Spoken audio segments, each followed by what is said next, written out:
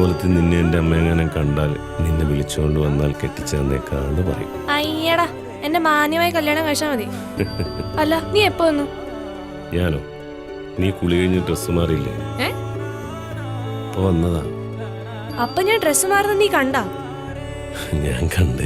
അയ്യേ, എടി പോത്തെ, ഞാൻ ചുമ്മാ പറഞ്ഞതാ. അപ്പൊ നീ എന്നെ പറ്റിച്ചതല്ലേ? ആ